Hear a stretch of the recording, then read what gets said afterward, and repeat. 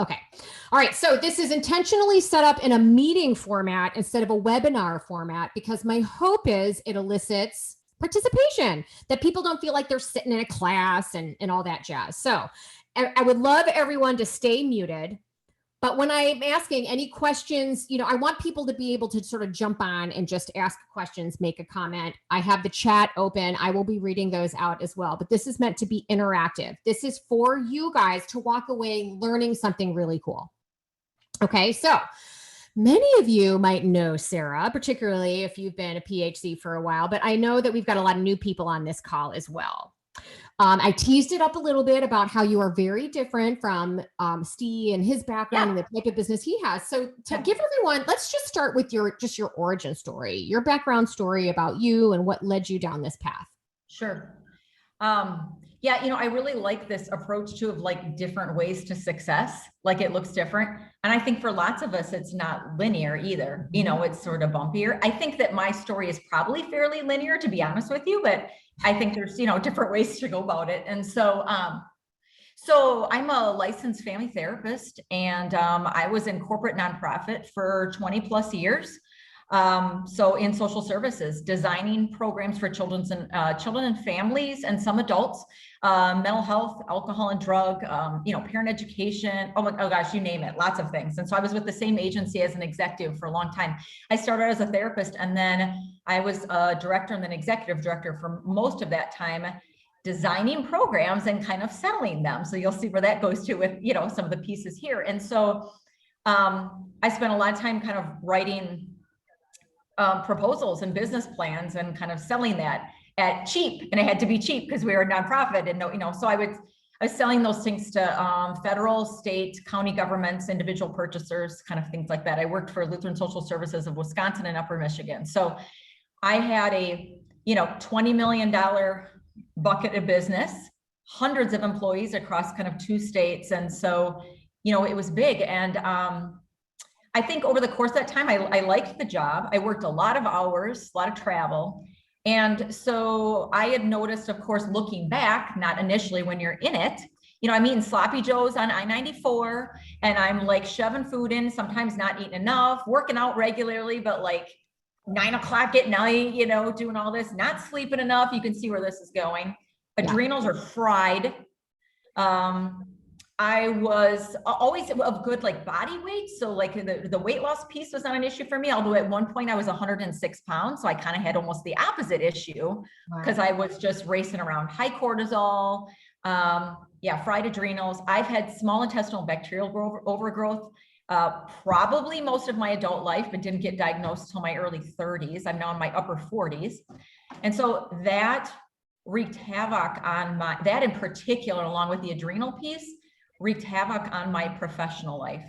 And those aren't things you share when you're in a big executive meeting and I'm dressed up in a skirt and heels. I didn't share that I was lying on the bathroom floor that morning, nauseous and, not feeling good and having to talk myself into going to work and, whatever. And I think part of my story is that my outward appearance, when I would go to doctor's appointments or when I would go to the gym or when I was at these executive meetings, was always bright and shiny and size 4, and she looks fine. Everything's fine, And so I think that was sort of my ongoing frustration, is that my inner struggle of the illness piece, and that I was just feeling like crap, honestly.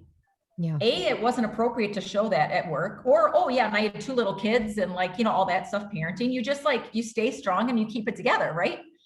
And really at some point, I think maybe in my around 40 or so, because then there's other changes that happen too. I was like, I am so tired, like just kind of burnt out, not hating life, not hating my job. It was just, everything was too much. Even little things were too much, those little things of like stressing out. I'm a really organized person, was always prepping meals, doing all the things, but doing all the things was almost part of the issue, doing all the things, and so, so I went to PaleoFX was my light bulb. And my conversation with you, Laura. So I love that. Yes. PaleoFX, I think I went in 15, I want to say 2015, 2016. And I just went to I needed a break from my other professional life. I took 3 days off and I just went. I hate flying by myself. I get nauseous. That's like part of my stuff too. But I was like, I'm just going to go. And so I went, and I wrote this in my like health journey story on my website. But have you ever you're in a room? I was there for like an hour, and I'm like, this is where I'm supposed to be. Like, I just knew it was almost like overcome with emotion. Like, these are my people. I met Mark within an hour. And I picked up kind of information. So, okay. So I go in 2015, I go in 16, I go in 17. I'm like, yeah. I'm picking up more information, but not ready to pull the trigger yet. Still, okay in my job, making really good money, Mm-hmm. So then we got a new CEO and a couple new VPs, and the whole organization was kind of turned upside down. I did some reorganization. I went to PaleoFX in 2019, I guess it was the end of April.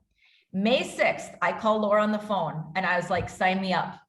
I'm ready. We talked 20 minutes. That was it. I finally was like, something clicked that year that I was just ready. I also inside could feel the organization that I was with was not going to be long-term for me anymore. It was really starting to deteriorate that last year or so. But I'm a person that sticks with it, even if it sucks. Yeah. And probably too long. And so I started then May 6th of 2019, completed the program in September. And then we reorganized. They had asked me to move my job to Eau Claire, Wisconsin, 4 hours north. We had built a house. I settled my family. I said no. And so I left that job in 30 days, and I rolled out my health coaching business 6 days later at a local yoga studio, had office space. And so behind the scenes, kind of the 6 months while I was going through the program, was working on my exit strategy, but then it happened naturally for me anyways. That's like what you wish, comes. Yeah. And so I had planned on leaving January that next year, and it ended up being September. So I got my PhD certificate in the mail the same day that I had my last day at the job. So it was just, it's very emotional for me. So I hold a big place in my heart for LSS and just everything that we do. And I don't have any regrets or anything there, but it was just time to do something different. I had lots of job offers when I left there to go to the state and do all these things. And I knew like, I just needed to do something simpler. Now, some days I would tell you this isn't simpler, but so for me, the process has been going from really big to actually like just kind of small. This is just me. Like, I don't have an HR department. I don't have an IT department. I don't have 35 managers, So, but taking the principles that I had learned over so long and all the business marketing classes and sales and family therapy, and just applying those same principles just in a much smaller format. But so personally, yeah, had gotten burnt out health-wise, not doing well. And then it just all I think it's just going with your gut, Yeah. I had kept a journal. I had bought an orange journal at Target in 2015. And anytime I had a thought or an idea about anything related to this, I wrote it down and I just let it be. Then I could shelf it. And so that journal, after 4 years, became my business plan for Catalyst Wellness Coaching later. I draw little ideas, just things, but I wasn't ready to act on it. And then I just took that journal and turned that into the content on my website. So I love that. So I have a bunch of things I wrote down in relation to your story, in addition to the other questions that I wanted to ask you ahead of time. But other people, as she was speaking, if anything came to mind for you, whether it's comments or questions, drop them in the chat. Or William, did you have something you wanted to say? Sorry, my wife interrupted me. Did you have a question, or can I mute you? I do not have a question. All right. Okay. So a couple things that I'm hoping some people took away from this is, and these are some things that I think would really work well in terms of communicating with potential clients, that your outward appearance, everything looked fine, but deep down, not so much. Not fine. Yep. Total crap. And I know that there are many people that come from this sort of high-powered type A personality corporate world can resonate with that. Yeah. Coach Becker. Yeah. That's hilarious. Yeah. So in terms of kind of being able to communicate with a niche and being able to share that kind of story about yourself to resonate with kind of a niche client, I think is really important. I think a lot of people can really resonate with that. Here's another thing that I hear. I make really good money at my job right now. I might not be satisfied. I might not you know, it might be sucking my soul out of my body, but I'm making good money right there. So I would love for you to speak to that a little bit, if you don't mind, in terms of kind of, so it sounds to me like a little bit you are already making slowly moving that way. Yeah. But tell me a little bit more about what might have switched from a mindset. You know, and for me too, like money has never been a driver of what I'm doing. I mean, you guys, I started a nonprofit with a master's degree making $11 an hour, you know, in the late 90s. Money was not the driver. And I really, for many years there, it was just, I'm not one to jump around a lot. I'm not real impulsive at all. I like stick it out, you know, no matter what. And I was continually getting promoted. And so it was just like, oh, this is where I'm supposed to be. And I really was like very happy there. It was just last couple of years, I thought, I don't think this is for me. Like some of the, I think some of the initiatives we had coming through, and it was become very data driven, and I'm all for data, but it really took away, I think, from the quality of services we're able to provide for people. And I am all, you'll hear me talk a little bit later too, but I'm just all for keeping things simple. And so I just felt like it was getting too complicated, and it was kind of blurring what we really did well, which was, you know, provide services to children and families. And so, you know, money's not really a big driver for me. And my husband and I live within our means really well. And, but of course that had freaked me out. Like, what if I make this big career change? So in 2000, well, even before that, but then after I went to Paleo FX the first time, I started saving. Yes. And so we put away $50,000, and that was enough, I knew, to get me through a year with no salary. That wasn't what I was, you know, as much as I was making, but I knew we could get by on that. So it was like $1,000 a week and plenty of money. And so I launched my business in fall of 19, and then COVID hit. So I like to tell the story of like successfully launching a business during this pandemic. There was like literally could not have been a worse time for me, because when COVID hit, I wasn't established enough to do video or sessions or like, you know what I mean? I only had like a few clients and whatever. So my first full year, I made $5,000 and I was like, holy crap. I don't know, like I'm going to keep plugging away at this. And I know a lot of people lose money their first year and whatever. But I could feel it, like it's picking up. This is going to get better. And once people, you know, get off their couches and so, but we had hosed through most of our savings. So I was a little, year 2 did really well, just like, you know, not buckets of money, but I was able to pay our bills, and it was like a nice steady salary. It wasn't 100K, but it was like nice and steady. And I thought, all right, this is working. I really got my name out there. I'm pretty extroverted, and we've lived in the community for a long time. So I think what helped me is just knowing lots of people. You know, I've been going to the same gym for 25 years. I go to the same place for coffee. I go to the yoga studio. And those then became my partners, you know, moving forward, relationships. I rented then in a small yoga wellness studio with a chiropractor, a wellness practitioner, massage therapist, and me. And it seemed like a good kind of setup there. And then the entire yoga studio went under with COVID. So then in fall of 2020, I moved to where I am now, which is where I'm sitting now. And so that's one of the things that I think maybe makes me a little bit different than a lot of other coaches I talk to. I know most people are doing a lot of video, you know, and Zoom sessions. And so I say, do whatever you want that you like, but 80% of my sessions are in person and local. And so my market base and my avatar client is, I'm working with both women and men, but I'm going to say women ages 30 to 59 within a 30-mile radius of Janesville, Wisconsin. I love that. And this kind of leads me into a question somebody asked a little bit about, can you share a bit about how your client visits are structured? So it sounds like 80% are in person. But before I can finish reading, I just want to piggyback on what you were saying about the community. Yeah, and the money, you know, you asked me about the money thing too. So, and that, like, I'm doing really well this year, and like everything's fine. I mean, I'm actually making more than I did at my job. You know what I mean? It took 3 years though, and I gave myself 5. You know, but 3 years. What do I say on every freaking webinar? What do I say in every podcast? Yes. Yeah. But, and the first year was absolute, you know what I mean? A crap. But I think, and looking back, you know, I'd asked my husband this too, and he said, I think you would have done like decent without COVID. I don't think I would have made a lot, but I might've made like $15,000 or $20,000 without COVID. COVID was horrible, you know, I think for lots of us, but it was just bad timing. But really then when people were released from their homes and able to go out, I started getting a lot of like, I put on all this weight. I feel like crap. I'm working from home.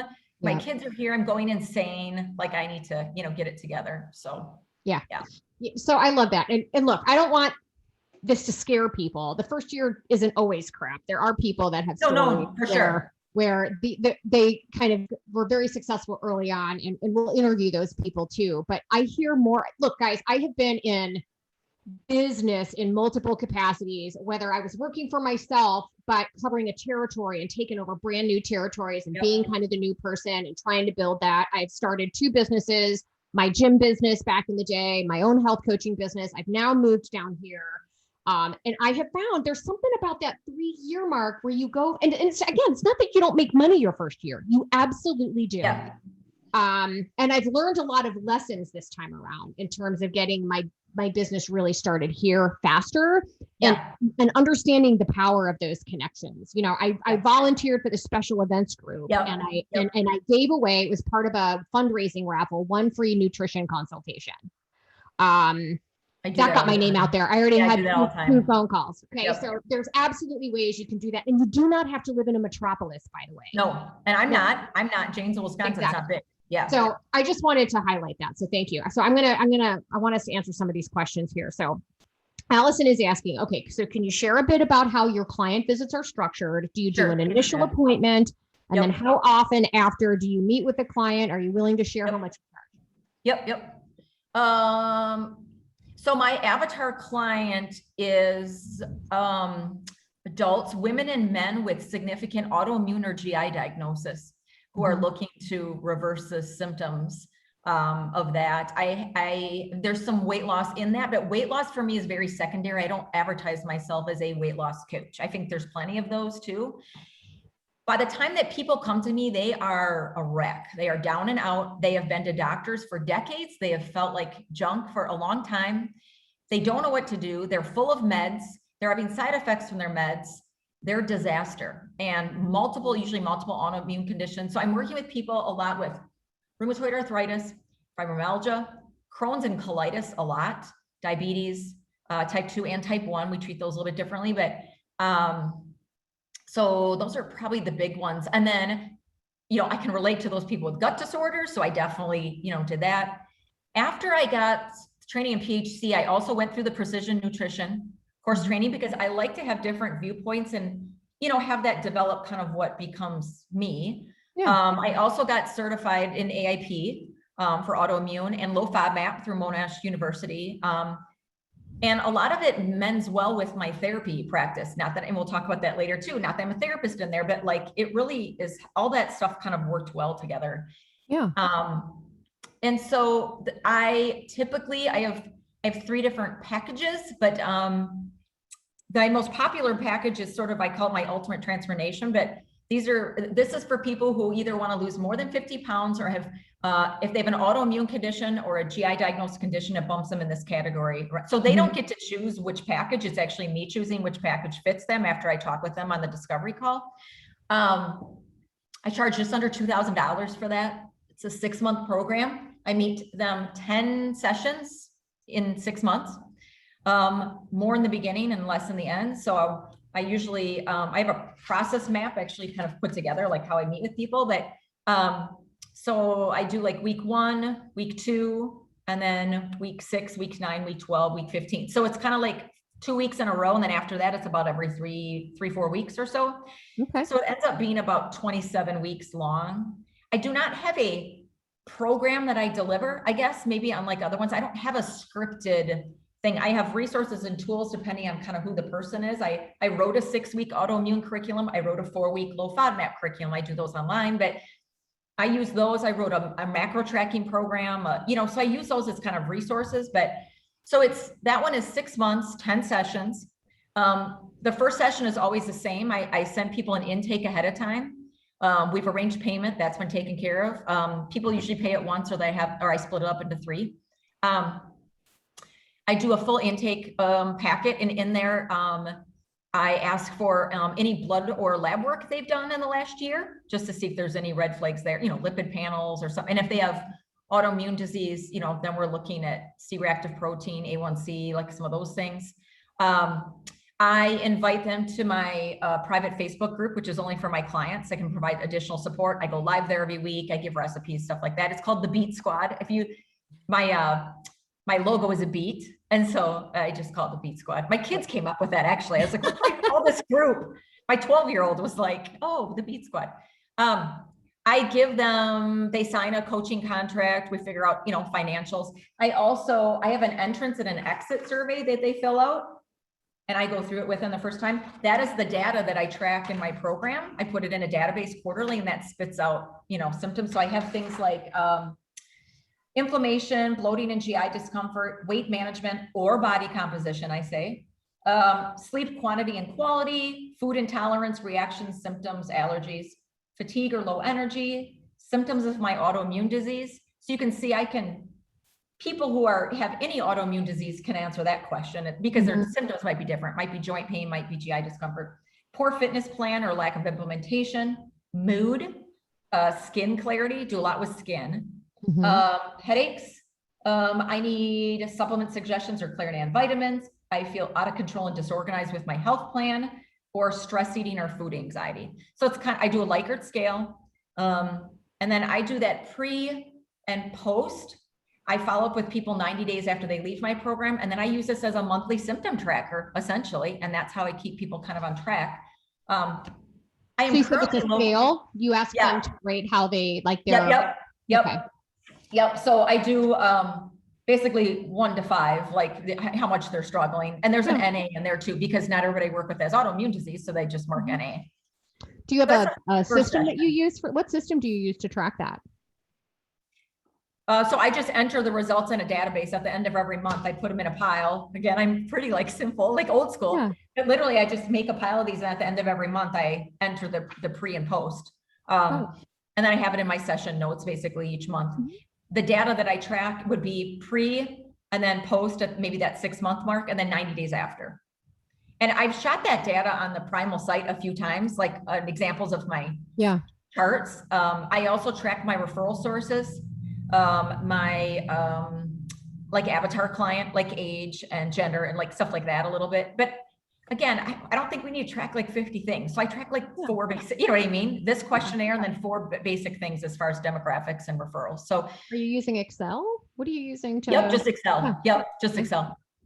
40% of my referrals come from one group on Facebook. So I am on the Facebook Moms group in Janesville. Oh. So moms are in this group. There's 4,000 of them. They are always asking questions about, I'm tired, or my thyroid's off, or I need to lose weight. Oh my gosh, there's so much on there.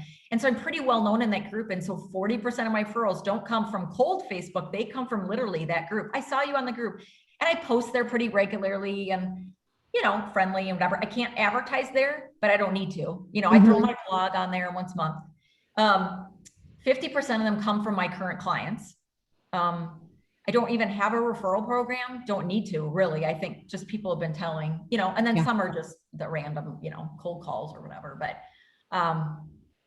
so the second session, I review a recipe book meal planning template. I've put together meal plan templates for basic healthy eating. So those I cut out usually gluten, dairy, and processed foods, and that's it. I have an AIP recipe template that I put together. It's 6 weeks. It's all macro. It is customized for their macros. It is customized for the foods they like and dislike. It is customized for their allergies and food sensitivities, how much they want to cook. Those are very time intensive for me, but that is one of the things that people like the most. So I usually put together a template with them, and I literally sit with my laptop on the floor with them for 45 minutes to an hour. And I show them here's some meals I'm thinking. Here's a good protein powder. And I look through it and I make notes on the things they liked and the things they didn't like. And I don't like tomatoes, or carrots make me itchy, or, whatever it is. And then I take that back and I flip that back to them in about a week. And then I put in what I think is a good macro split for them. And I don't make them track macros or do any of that really. Long-term, some of my people do that, but I don't do that on the regular. But I have I have kind of a sense of what will work. If they want to lose weight, I put them in what I think is a calorie deficit. I might have them track their current, calories. So I do that in the second session. And then I'm on Full Script. And so I set them up with vitamins and supplements with Full Script. Right now, Full Script is bringing in $1,000 a month for me. And so that's been a really nice income too. So yeah. What do you use for your meal plans? Do you have a program that you use, or I do you use that Clean Life. I was going to ask.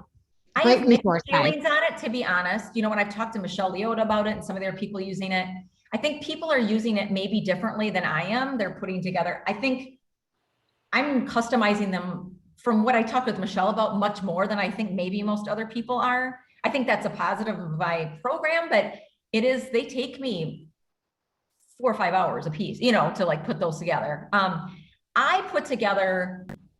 don't want to give anybody a recipe generally that I haven't made, that I don't think is decent. Mm-hmm. And so I spent 6 months cooking all of these things and putting my own recipes in there and testing them on people to see what they thought. Again, kind of doing the legwork ahead of time. Do you have to do that? No, it's just, I'm picky about that.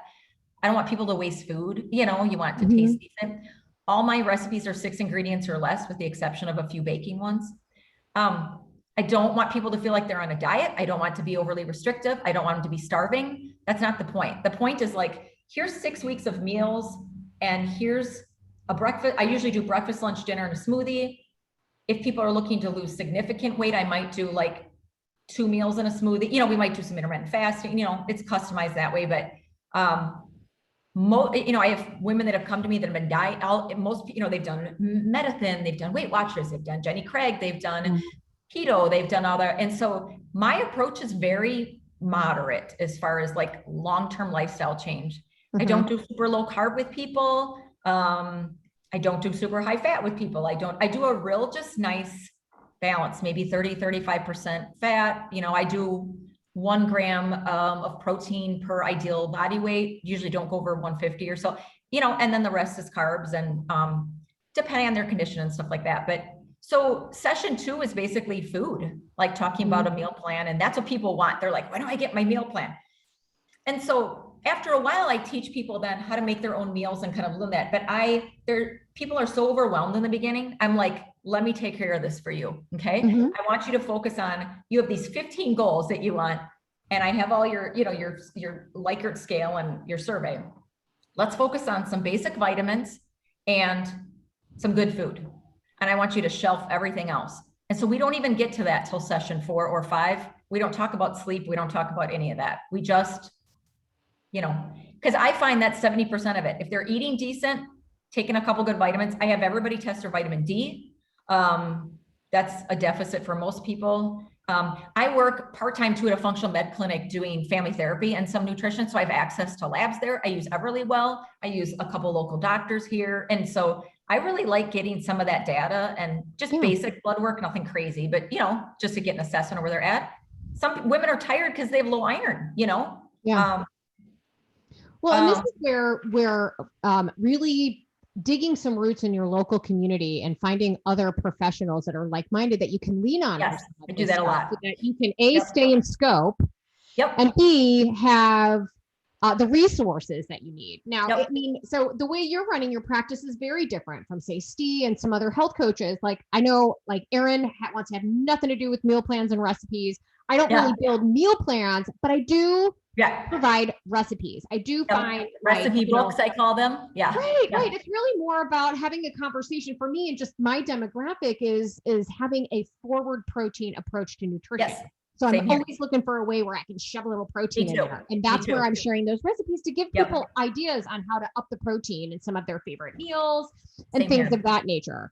I've got some other questions here that I want to kind of get into. Hey, Sarah, you switched careers into health coaching. Can you share what it was like with your first few clients?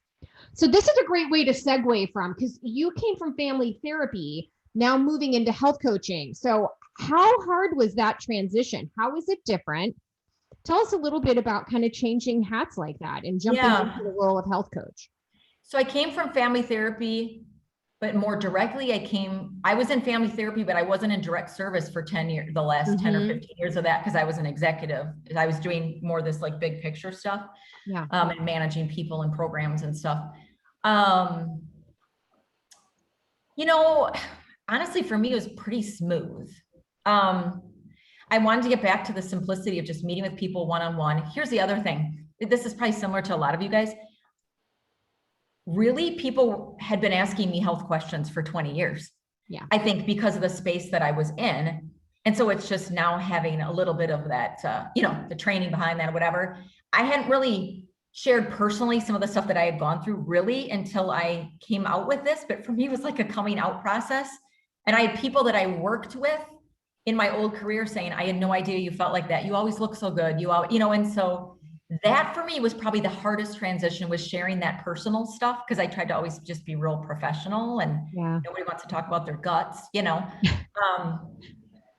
For me, because I naturally fall into that, the counselor relationship, and I was used to talking with people, and I'm better with people. I was telling Laura, like I was talking about not being tech savvy. I'm better with people and not things. So I do great with people, not with things. Mm-hmm. And so that was pretty comfortable for me. I didn't have as rigid, and not that it's rigid, but I didn't have as much of a process map or a structure when I started, though. I just started working. I had an intake form, but it's been, changed over the years for sure.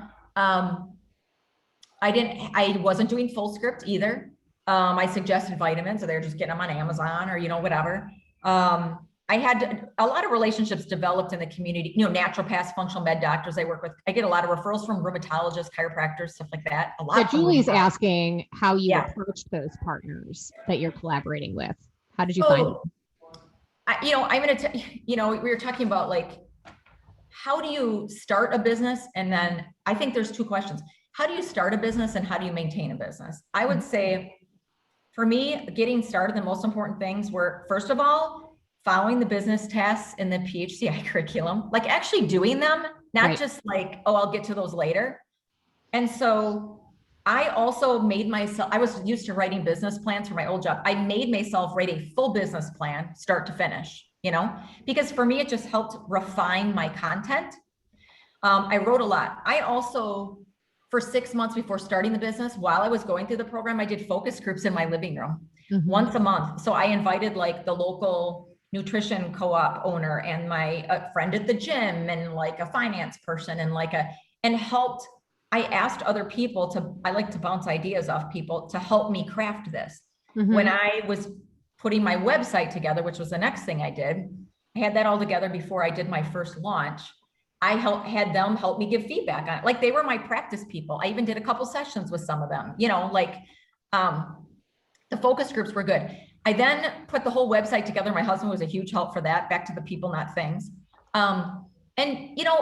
Do you need a website to run a coaching business? No, not necessarily. For me, I use my website a lot. And for me, it forced me to organize my content into something really good. And so 80% of my work is owning my own nutrition business here. I work part-time at that functional med clinic. And then I also teach aerial silks at a studio in my home, like 3-4 clients a week, like personal training clients. But the website was good for me because it gave me a project and it forced me to make it very organized and concise. And every year, every December, when I'm a little slower, I literally go through the entire website, start to finish, like I've never seen it before. And I take out things, I take out programs, I up prices, I, kind of tweak things to make it. So every year, I think it started like this. And every year I'm kind of funneling a little bit more narrow, not forced, but just kind of like, nobody really buys that anymore. I'm not going to do that anymore. Like my pantry purge, I haven't had anybody buy that in a long time, where I used to go to people's houses and cook with them. I don't want to do that anymore. So now I hire out for that. Like I have an old client who I just pay and she just kind of does that. And so leverage for me, the success was relationships, number one. And I learned that from my old job. That's how I got contracts, is I already knew people. So the people that are part of my circle of referrals and stuff are people that I already had relationships with. They're actually not a lot of new relationships. They're the coffee shop I go to. I now get a wholesale discount on all the vinegars and oils at the vinegar and oil place. I put them in my meal plans and I take them on social media.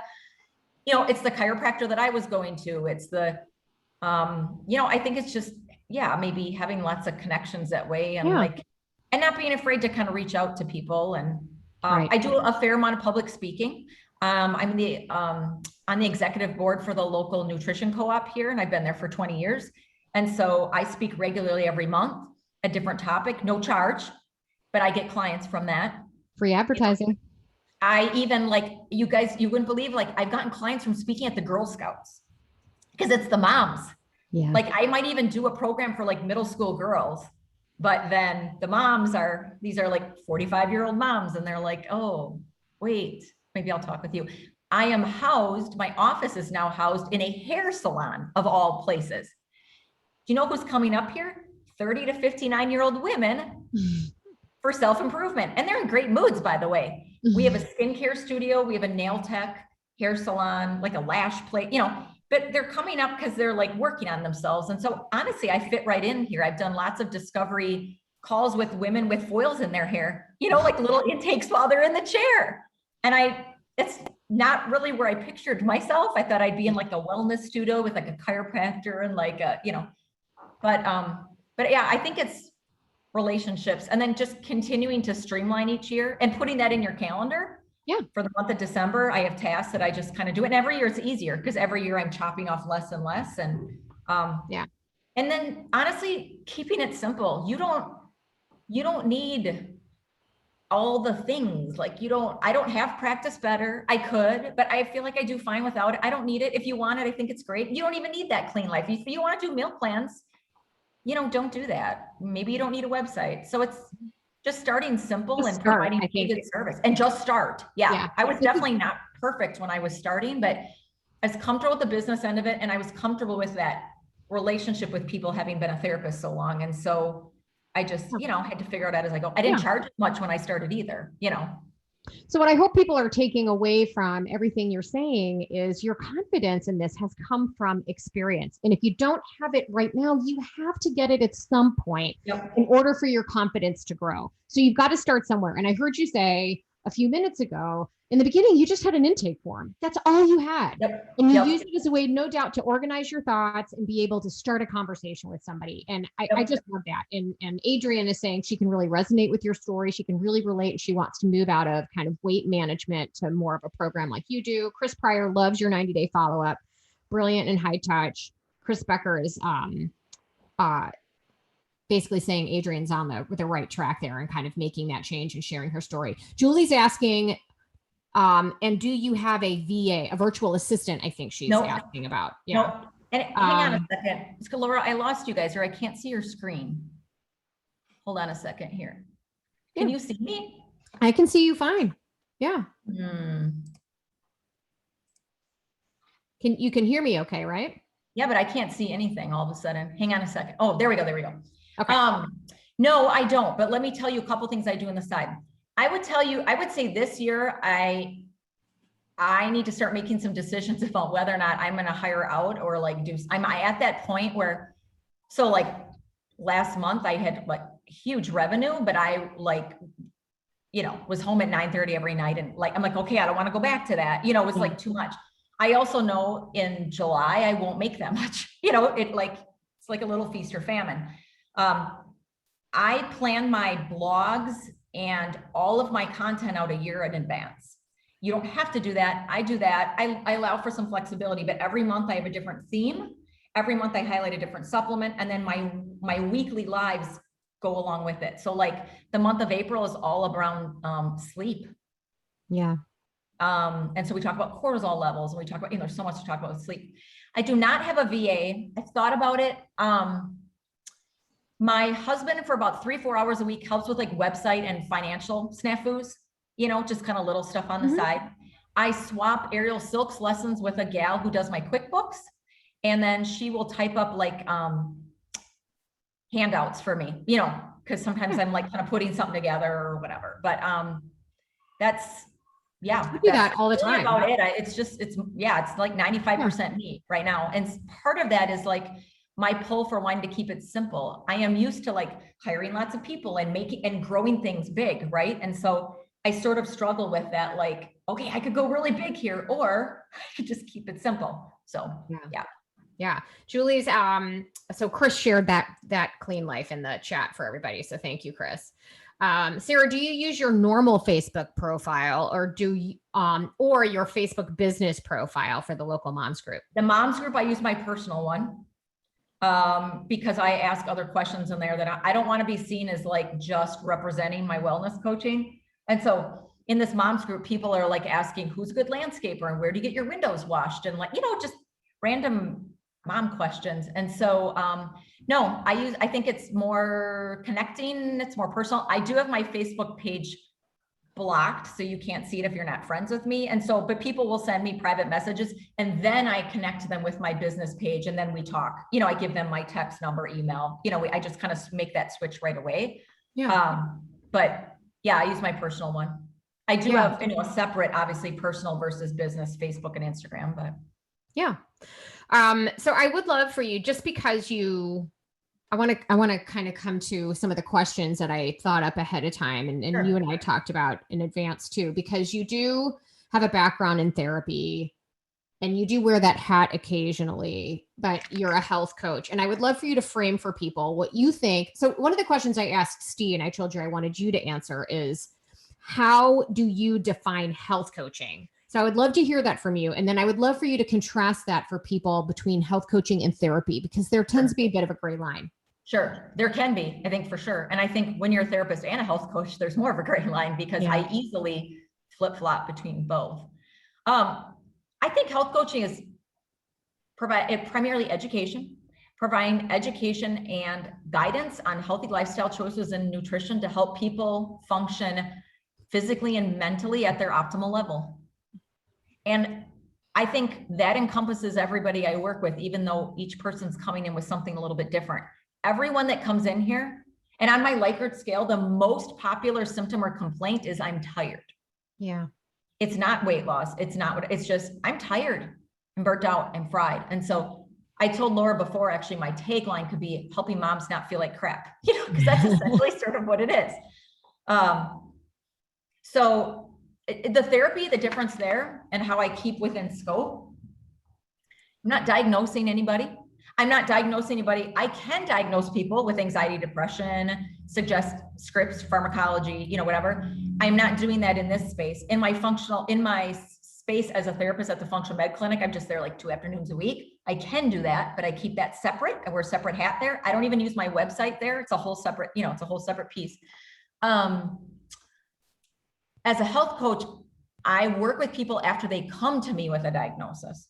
Mm-hmm. Now, if I suspect, though, that maybe there's something going on, I'll say, I work with a lot of people with rheumatoid arthritis, and I'm kind of wondering about some of your symptoms about that. And maybe you could go get that checked out, and I would make a referral.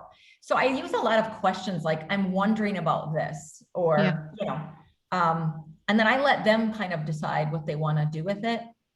If they're tired, I do talk about like getting some blood work done or some other, I talk about thyroid or lipid panel, some of that stuff, but I just say I'm wondering about, but I'm not diagnosing anybody with fibromyalgia or Crohn's or, whatever. And like I said, for whatever reason, by the time that I get people, they have been treating their stuff for decades and they just don't know what else to do. So I get people kind of at the end of their rope. Yeah.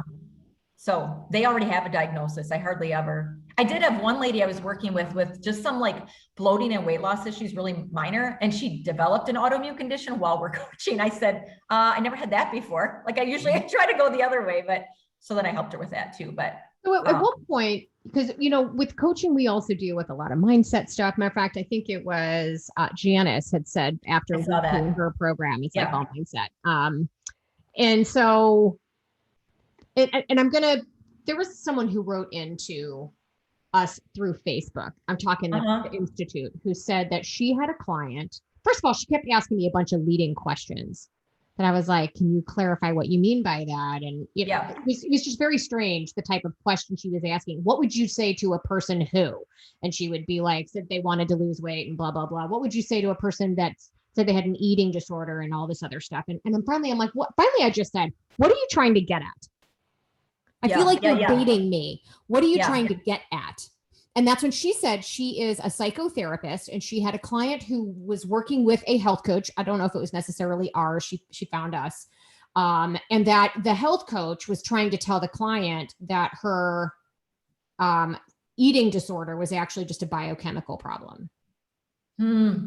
Okay. Interesting. So, and I said, is that really what the coach said? I wasn't there in the room. You weren't there in the room.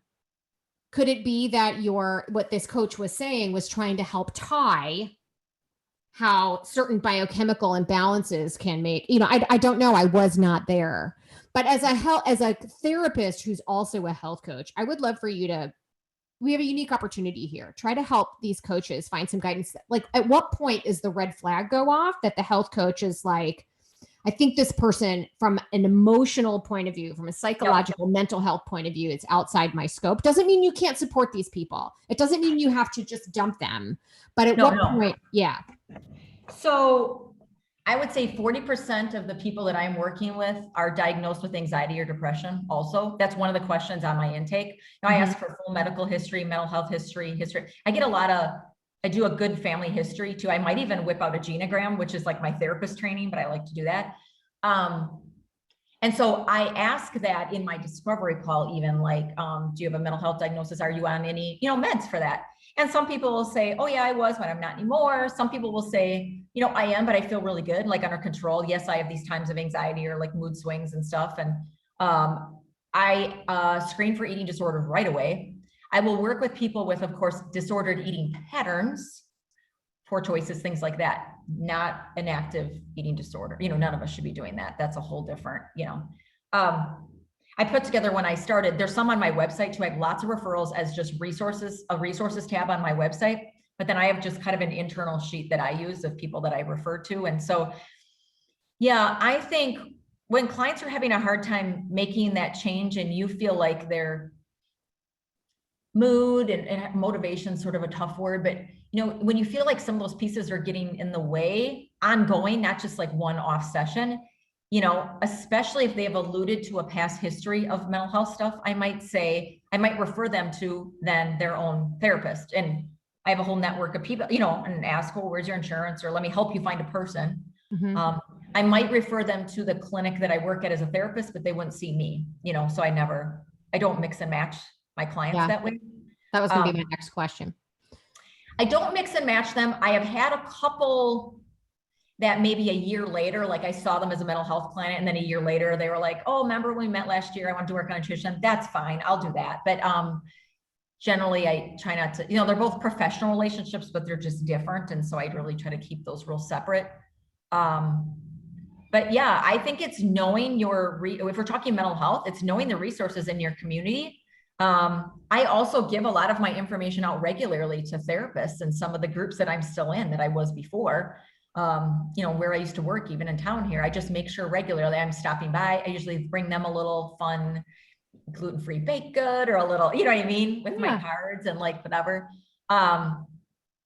But yeah, I think knowing your resources and, kind of knowing when to use that. I think a lot of us want to like fix it all at once too. And so I would say I do work on things like patterns of stress eating. I have a lot of people with food anxiety and I struggled with it. Anxiety in general, I don't really have much of anything for anything. However, I can relate to people who struggle with food anxiety because when I went through autoimmune, when I went through sugar detox, when I went through low FODMAP, when I through all these things to try to figure out what was making me feel like crap, the thought of reintroducing food after I felt good was horrifying to me. I was afraid I'm afraid of cauliflower. I'm legit afraid of cauliflower. How is that possible? But it's because I remember eating cauliflower and being on the floor for 3 days, it scared me. And so I talk with people a lot about that, especially when they go from this meal plan or these recipes. And then they're like, I'm like, all right, let's talk about doing this on their own. Then they're like, and so the way I move people out of that is I say, why don't you make a breakfast and a lunch and a smoothie from the recipe guide I give you? And then why don't you make your own dinners? And let's talk about maybe a couple ideas for what that might be. Why don't you find some recipes and you email them to me and I'll give you some feedback. So it's like slowly taking away the reins there a little bit and letting them do that on their own. No, I love that because that speaks to what Erin teaches in the Master Coach course about helping your clients find their own sense of autonomy, building confidence slowly in their own ability to affect change for themselves. It's interesting in terms of, and I find it fascinating how every coach is a little bit different. Sure. Some coaches who from the beginning First of all, it's illegal for them to do meal plans, so they just don't even touch it, right? They might Yep. try recipes.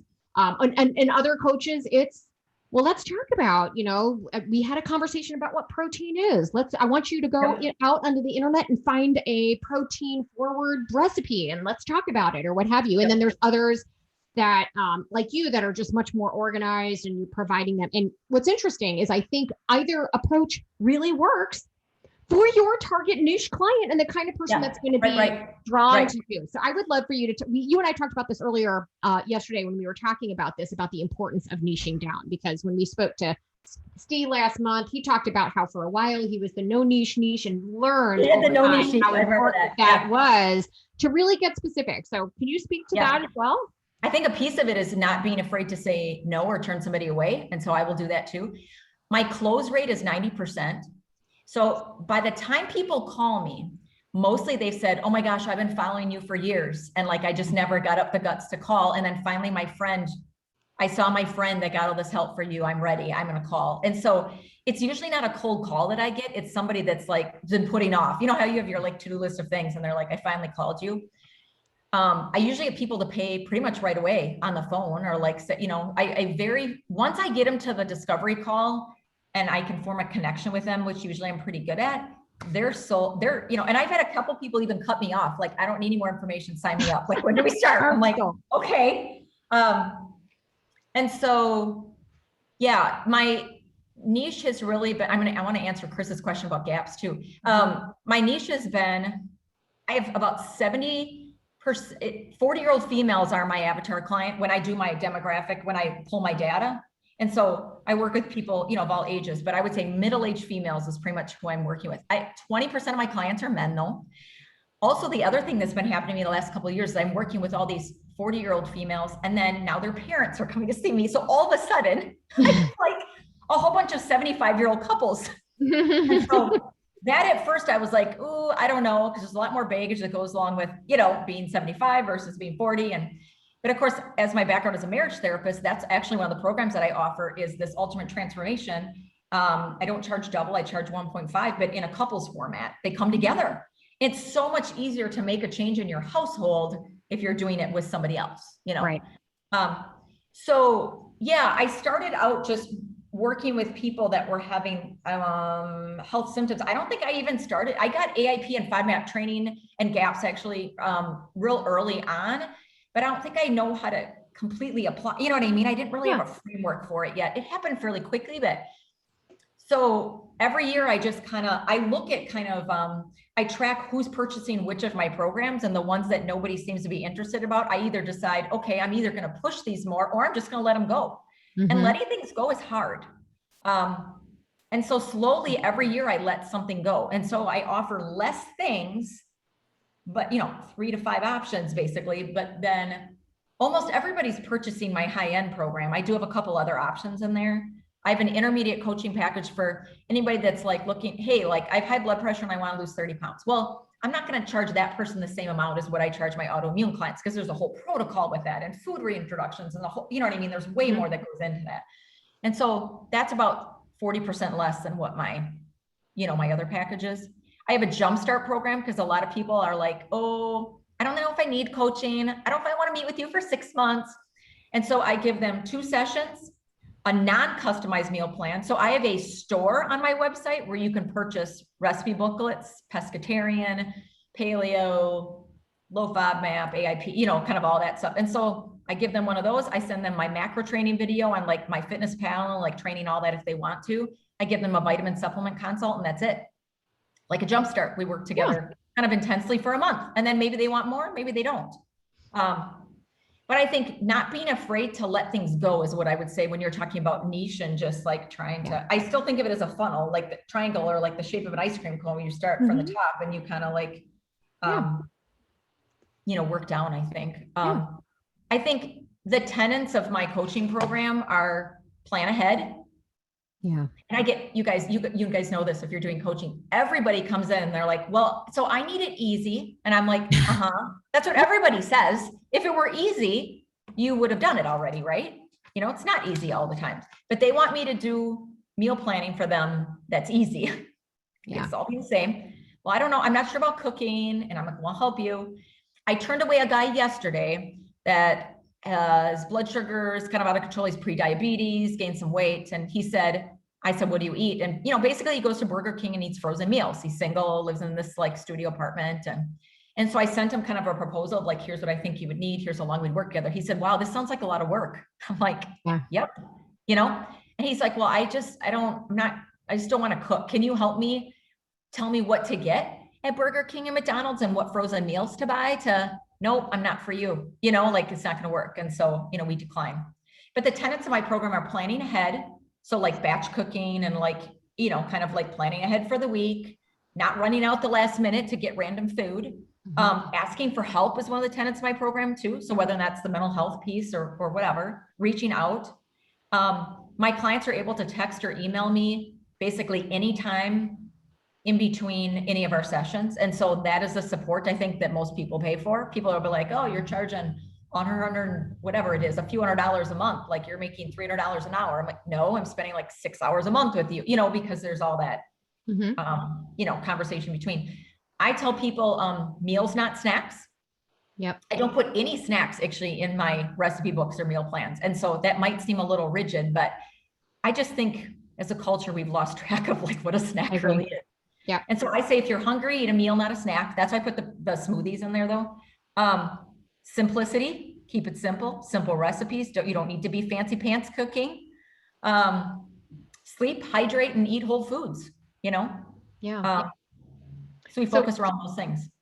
And everything I just brought on a new client and everything you've said is like spot on. If I have to cook, it's not going to happen. It's got to be easy. She lives right. I'm down here in Florida, so it's Chick-fil-A now, Yeah. and all this stuff. So all this resonates with me. But anyway, you said you wanted to answer Chris's question about gaps. Yeah. So I'd have to look at where it was, but I went through GAPS training as well. GAPS was one of the diets that personally I tried for myself with healing my gut, like gut protocol, and I really liked it. My cousin is she's a nurse and she was certified in GAPS. And so I'd have to look at where I didn't get a certification in it, but I took a whole bunch of classes in it. And so I don't use the full protocol in my practice, but I use elements of it for sure. It is not that different than AIP. It's very similar. It's almost a cross between I do low FODMAP with people, but that's never long-term. That's just like for 4 weeks. And then we slowly work on healing the gut and reintroducing those foods back. But I love GAPS. It's really great for identifying, some of those things. There's mixed reviews on the whole like food sensitivities thing, but I have people doing that pretty regularly. And I find that to work really well. It's just another data point. It's just another piece of information. And maybe there's some false positive in there. Well, let's test them. Let's do an elimination. So people come to me a lot of times for elimination diets. I think that's probably how I'm known, is kind of like testing and trying to figure out like what's bothering them. And what's bothering them might just be like, because they're going to Starbucks and Burger King all day. You know what I mean? But they're like, no, there must be some food I'm allergic to. No, it's just because you're eating processed food, but yeah. Yeah. So this one lady, so she just came on. And I had her again focusing on predominantly protein. I'm keeping it very simple. So she's still going to Chick-fil-A, but she's not getting the French fries, and she's getting. Sure. But anyway, so she sent me like just a text with what she ate that day, and she did indeed increase her protein intake, which is great. Yep. But also included in there were 2 Bahama Mama margaritas from Applebee's, right? And so I'm like, okay, so I didn't be like, all I did was congratulate her on increasing her protein intake. And I'm like, so how did you feel? Tell me, what did you notice? And she's like, well, I have to admit, I kind of was a little tired, but it might have been because, I went to the chiropractor today, and I'm like, do you think it could have been the 2 Bahama margaritas that you had? And she was like, oh yeah, I almost forgot about those, So my first initial reaction as a health coach is like, she's like her A1C is like 6 point. I'm like, oh my God. So, but I didn't harp on that. It was good for you for increasing the protein. And what about this? And it was, well, kind of tired. I think it might have been the chiropractor where I was like, well, do you think maybe it could have been the alcohol? And that kind of made the connection for her in the moment. Not me, like alcohol is her food choices. That's a huge piece. My gosh, I will have women that'll be like, I'll eat 800 calories a day, but don't make me give up my red wine. And everybody's all like, oh, but I only have red wine, or I only have the White Claw, God, stupid White Claws, or I only have vodka and tonic or whatever. I'm like, you're not getting it. Like that, it's not the calories. The alcohol itself is impacting your metabolism. It's impacting your food choices while you're out. It's like all of that piece. And when I have people, if they want to do macro tracking, I only have about a third of my people that really do that, but I teach them how to track the alcohol basically as a fat or a carb, in there, and it holds them accountable, because they're like, oh my gosh, wait, because I said your body burns off the alcohol before the tacos or whatever else you had, And so think, if you're always having 2 glasses of wine, and we normalize that in our culture, 2 glasses of wine every night of the week, it's 14 glasses of wine. Yeah. Essentially, you always have wine in your bloodstream. Then, you know what I mean? It's just always there. And then you're probably having your 3 cups of coffee when you wake up too. Let me guess. Now let's talk about the adrenal and cortisol cycle. Like, let's force myself to, I got to take something to fall asleep. A little melatonin and a little couple glasses of wine or bourbon. And we normalize that, don't we? Yeah. And then I've got to get up and have all my coffee. And I'm going to do that for 30 years straight. And then, now I'm tired. I wonder why, but there it is, Yeah.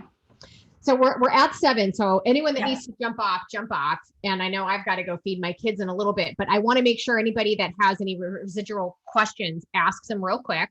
Julie's thanking you for the words of wisdom. Yeah. I see the comments a little bit. Yes. Natasha's book is great. That's like the best on gaps. I want to answer this last question here. Vitamin supplement consults. No, that's not part of the Primal Health curriculum. Full Script is great for that training. I have gotten a lot of training in my functional med practice and some of that too. And so that's been good too. And again, I'm not prescripting, you know what I mean? I'm not prescribing supplements. You're just saying, hey, here's a good brand. What I love about Full Script is that they provide you guys umpteen zillion trainings. I probably get 3 hours a month of training ongoing from them. And they talk about stuff like vitamin D and like lab work and interpreting labs and kind of all that stuff. And, and I love that they're brands, because everybody's getting their stuff from Target or Walmart because it's cheaper, Right. And so I talk about, like, I don't push a lot of things. I don't sell anything directly, but I'm kind of like, here's, 4 or 5 really good supplements that are good for most people. Let's talk about omega-3s, vitamin D, maybe a probiotic, a multivitamin, some collagen, call it a day, If you have other things above and beyond that, then okay, maybe we'll look at that. But let's just talk about the basics and invest in some really good stuff. Let's, like Nordic Naturals, or I love Ben Lynch's brand. I follow him real, well, Seeking Health. He's got real good stuff. But I love that Full Script is really good about analyzing their product quality. And so I know that if I'm purchasing something there, I can know that it's been vetted, Right. And Primal Health Coach as a school, our coaches are able to open accounts at Full Script. Correct. Just so that you guys know that if that's something you want to do. And Mark, we in our course, we don't get really deep into a bunch of supplements either. And I was having a conversation with Dr. William Davis and his health coach, and he was talking about his whole sort of inner circle or whatever he's calling it these days. And there are some supplements that he thinks most people need. He would agree with you on the vitamin D, the omega-3 fatty acids. He's got a couple of brands that he appreciates. He's like broad spectrum magnesium. Rather than I do that one a lot too. He also has kelp in there for iodine, because a lot of people are missing that. And there was one other one I'm going to see, but it was like it was a handful that just the average person living in an industrialized society really could use. I find it fascinating. And I know I saw a question back in here. What's Sarah's take on the diagnosis fibromyalgia compared to other hydration and the like, for underhydration and the like? Like the relationship between those two? I don't know. I would say everyone I'm working with is underhydrated and underproteined. So that, you were talking about I say protein and produce. Like I always say that, fill your plate with protein produce. But here's the other thing as a therapist, I would tell you guys. And so this is where you have to be careful with scope. But as a therapist, I can kind of comment on this. Fibromyalgia is a diagnosis. 90% of people with fibromyalgia have some sort of significant childhood trauma or something in their past that they are holding on to. And so there's this emotional space and this piece of holding on to the pain. And so I regularly send my fibromyalgia people to things like craniosacral therapy. I have a Chinese medicine guy, an acupuncture guy. Reiki, EMDR, if you're not familiar with that, it's eye movement, rapid desensitization, and brain spotting, but specific techniques to release the trauma in the brain that helps with that. That is not to say fibromyalgia is not a real thing. They don't feel real pain, like absolutely. And you get rheumatologists that are like back and forth with that. I'm like, I don't care what you call it. You pain all over your body. Let's fix it, you know? But there's a definite connection with there. And you can look up, there's tons of research on that. And so when I get people with fibromyalgia, I always try to entertain that other space of them holding things in. Yeah. You know, we're talking major abuse histories, domestic violence, like things like that.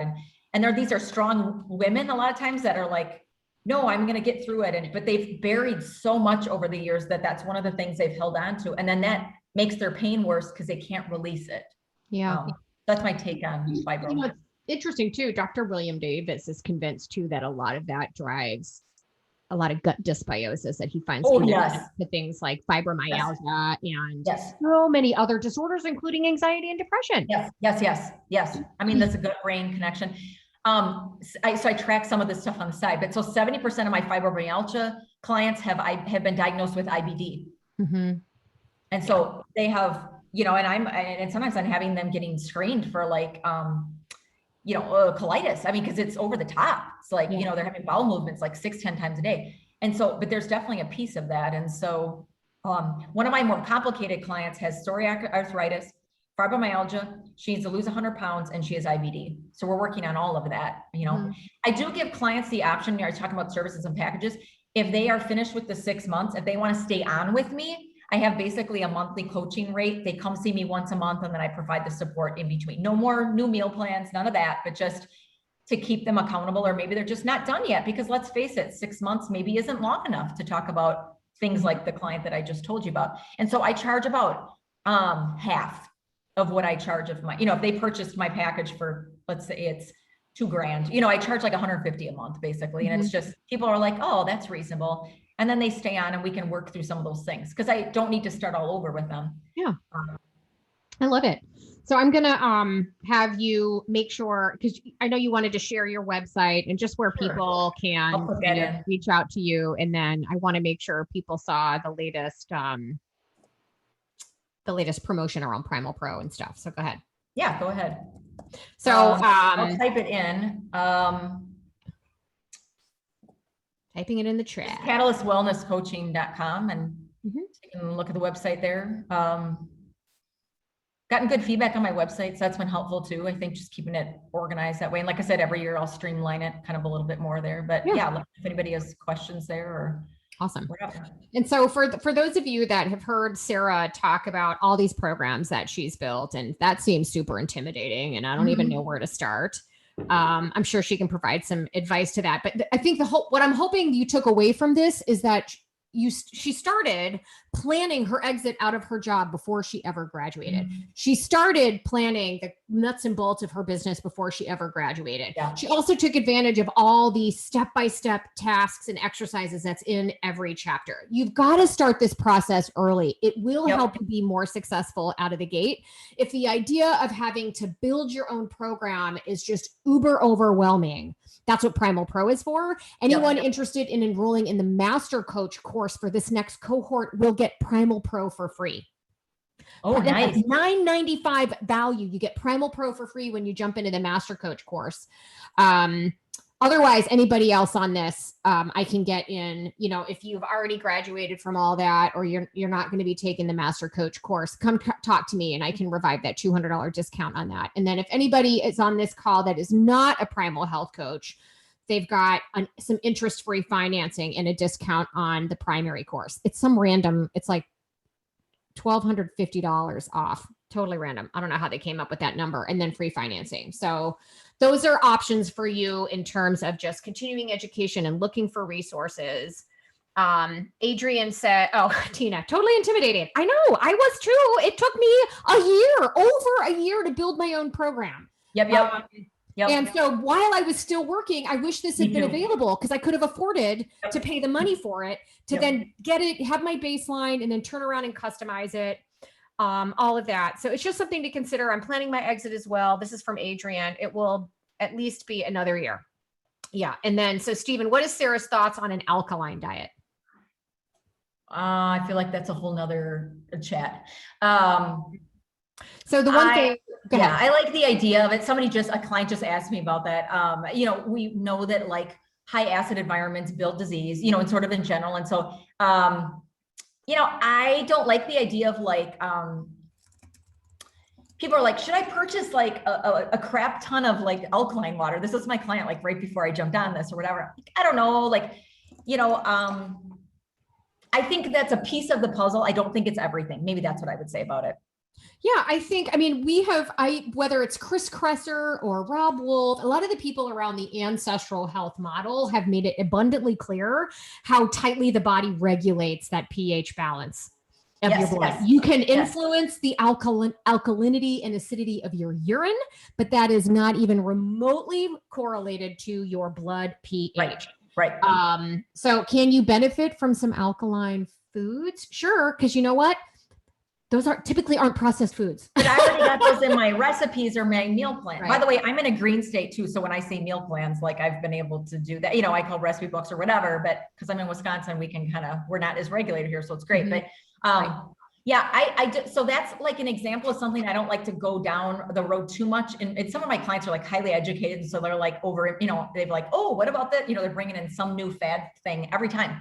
And so not that that's a fad, but seriously, let's just eat some whole foods and, take multivitamin. And like, I just don't like to get too wrapped up in all that because it's overwhelming for people. And then they get so like narrow track minded and like, is that high alkaline? Is that high, high map? Is that high, what's the other one? Like on the I like the, like the carb index, like, yeah, I know what you're talking about. You're like, forget what I'm talking about, but oh wait, I forgot to measure my water today. Oh, I forgot, again, it's like not being, and that's one of the principles of Primal too, is not being too dogmatic about things. And so I hold people accountable, but I try to hold them accountable for, I think, the 3 or 4 things that really matter, and because they end up then hyper focusing on the stuff that actually doesn't matter as much, when if they wouldn't worry about alkalinity if they were just eating a whole foods diet, it probably would take care of itself, most of the time. Right.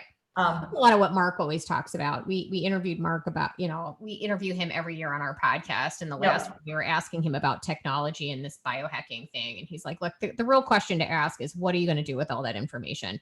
Is it truly going to impact, that at the end of the day, a lot of times people spend a lot of money on things that. Yes.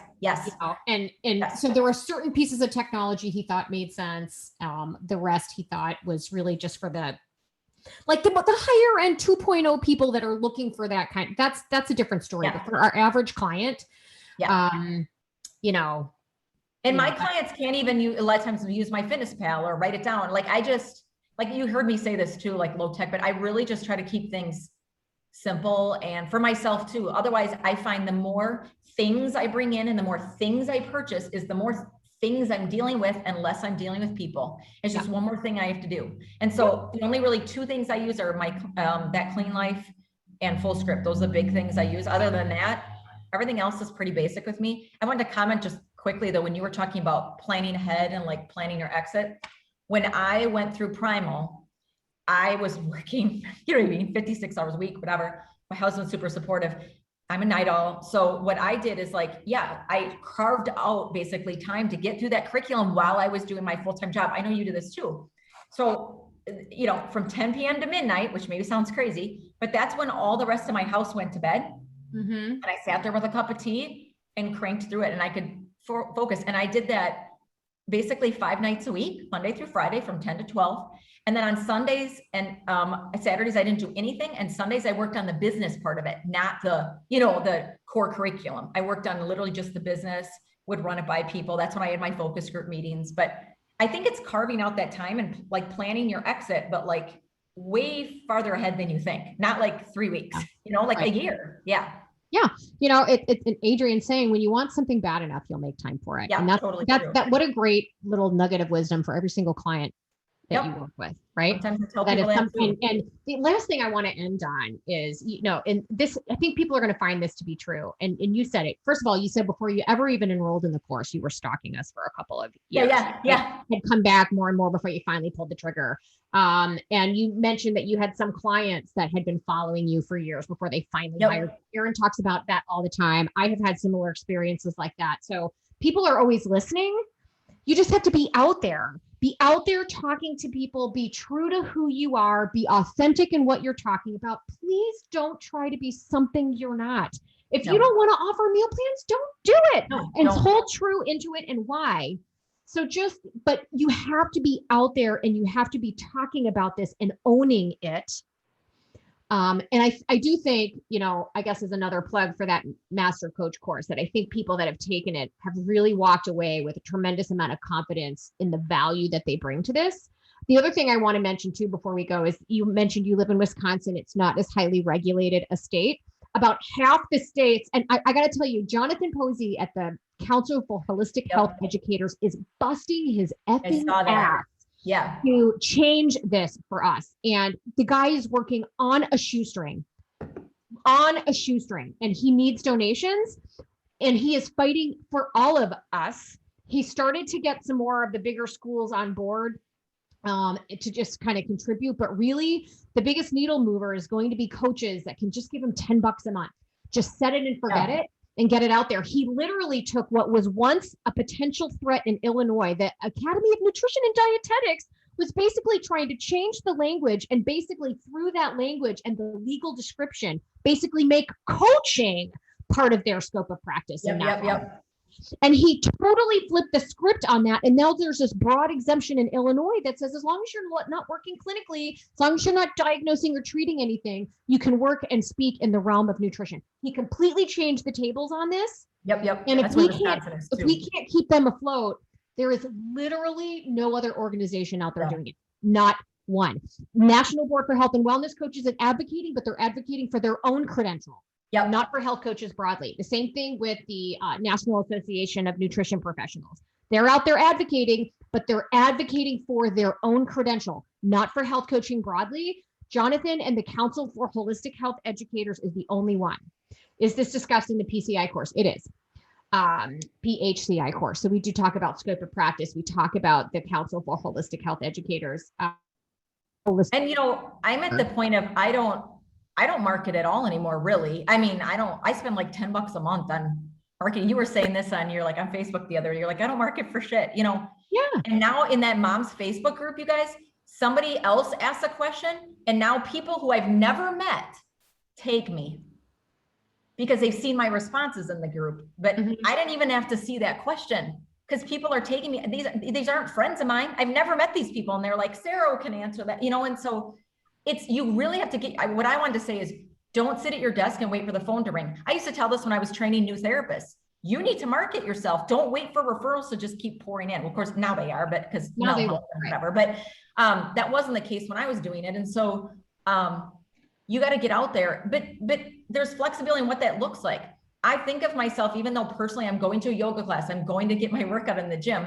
I have my business cards with me. Like I'm representing a piece of that when I go to the coffee shop, and it's just mingling, I would just call it mingling, just start going places, doing some things. I go to the farmer's market every Saturday. I meet people there. I'm friends with the people that sell the bike store and the, athletic fitting shoe people and the, it's just stuff like that. I'm connected with all the CSAs in town and the people where we get like farm direct meat but maybe that's not your list. That's mine, but maybe it's something else. So get out there. Out there. Start early. Put that on a t-shirt. Get out there. You should. Get out there. All right. So I'm going to let you guys go. I'm going to let Sarah go. I'm going to go give my girls a kiss before they go to bed. Thank you so much for joining us, you guys. Don't forget about any of our promotions. If any of you have questions, let me know. Please follow Sarah. She's just always willing to help, always willing to give advice. We will be hitting up all of the coaches that are in this program that are killing it. We're going to do this every month. So jump on board. And thank you again, Sarah, for all your time. Okay. Sounds awesome. good. Bye, guys. All right. Bye-bye.